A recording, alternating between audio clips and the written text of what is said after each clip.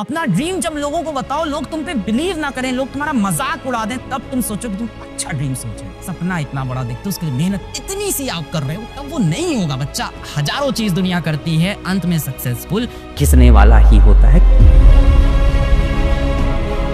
जीवन में जितनी दिक्कतें हैं, जितनी कठिनाई है, जितना दर्द है, उन सब का सल्यूशन है धुआंधार मेहनत। अपने को रगड़ दो एकदम। प्रॉब्लम सबकी लाइफ में है, बस रगड़ना पड़ेगा, बहुत जम के रगड़ना पड़ेगा, बहुत ही जम के, हल्के वाला नहीं, वरना चमकेगा नहीं। फिर अगर चमकना है एकदम लास्ट वाला एकदम चमक चाहिए ना लाइफ में, वो फील चाहिए। जो तुम्हारा ड्रीम है, उस ड्रीम को ऐसा ड्रीम बनाओ जो देखने में लगे कि पूरा नहीं हो सकता, और फिर उसके लिए मेहनत करो कि इसको पूरा।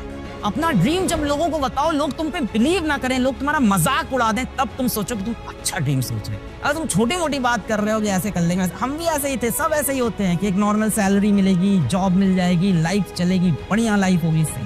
बट मैं पागल बना, मेरे अंदर बहुत ज्यादा पागल बना। कोचिंग टाइम से, कॉलेज टाइम से मेरा पागल बना चढ़ गया। पागल बना होना बहुत, जब लोग बोले ना पागल हो एकदम, मेरे को बहुत कमेंट आते हैं, एक पागल टीचर कैसे पढ़ाता है। बहुत जरूरी होता है, वो पैशन होता है। मैं जब कोचिंग पढ़ाता था, तुम विश्वास नहीं करोगे, जब मैंने कोचिंग पढ़ा रहा था तो 2014-2015 की बात कर रहा हूँ मैं। 2015 में मैं मीम बना रहा था, मैं चार्ट पेपर लेके आया, मैं बता रहा हूँ, मतलब मैं उस टाइम भी इतना ही पैशनेट था। मैं चार्ट पेपर लेके आया, उसमें मैंने एक लंबी सी बिल्डिंग बनाई, और उस बिल्डिंग से एक इंसान को ऊपर से कुदाया, और उस इंसान का नाम था PW। मैंने उस इंसान को PW बनाया और उसको कुदा दिया, और उसके हाथ में दे दिया एक सैमसंग का टैबलेट, क्योंकि उस टाइम मेरे पास सैमसंग का टैबलेट मैंने नया नया खरीदा था। मतलब तब से मैं इस चीज को चेस करा, तब लोग मेरा बहुत मजाक उड़ाते थे। कोचिंग में बहुत लोग मेरा मजाक उड़ाते थे ये क्या है, फिजिक्स वाला ऐसा लग रहा है जैसे चाय वाला हो, जैसे सब्जी वाला हो। मेरे ऊपर फर्क नहीं पड़ा है, कैप्टन वर्किंग है। ठान लो तो ठान लो कि करेंगे, दुनिया हंस रही हंसे, ठान लो तो ठान लो। मैंने कभी ये ठाना था कि इसको मैं बना के रहूंगा। नया नया शौक चला, सबको देखा, मैंने कहा मैं भी बना के हिट हो जाऊंगा पेज ना, कि नहीं हिट हुआ भाई। रात रात जग के मैंने चार्ट पेपर पे ड्राइंग बना के, कलर करके वो बिल्डिंग बनाई। मतलब मैंने इस तरह से कई, फिर क्वेश्चंस डालना स्टार्ट किए, फिर मीम डालना स्टार्ट किए, फिर कंपटीशन चलाना स्टार्ट किया फेसबुक पे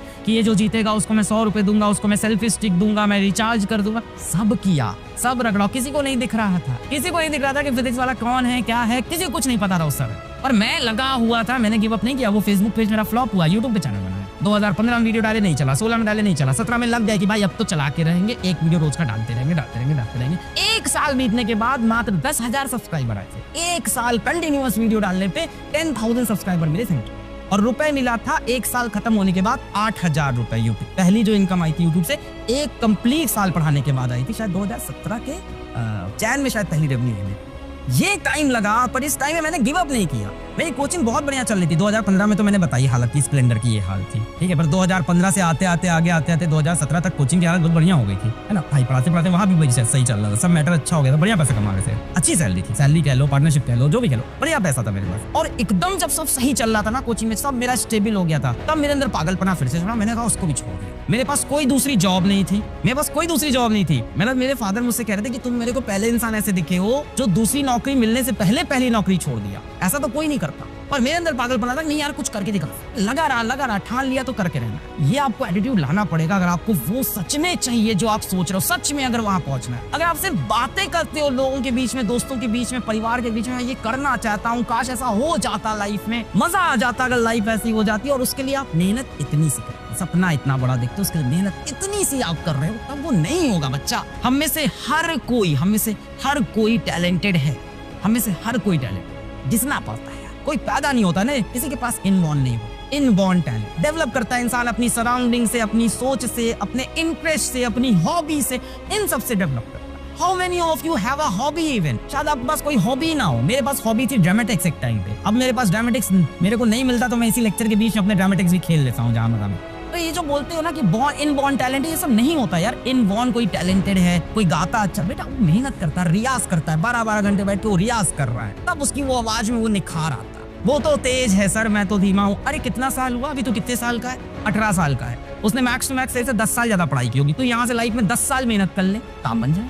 तो 10 साल उससे दुगनी मेहनत कर, तिगनी मेहनत कर, काम बन जाएगा। कोई आगे पीछे नहीं हुआ है, सबकी अपनी टाइमलाइन है, अपना फ्यूचर देखो, ये मत देखो वो कहाँ है। रिलेटिव वेलोसिटी है भाई साहब, सब रिलेटिव वेलोसिटी खेलो। बहुत तेज लग रहा है ना, तो अपनी स्पीड बढ़ाओगे, रिलेटिव वेलोसिटी से एक टाइम ऐसा आएगा जब डेल्टा एस को तुम 0 करोगे, उसके बाद डेल्टा एस तुम्हारा पॉजिटिव हो जाएगा। अभी डेल्टा एस नेगेटिव है ना, तुमको लग रहा है रेस में सबसे पीछे, और उसके लिए बेटा तुमको एक्सेलरेटेड मोशन चाहिए होगा।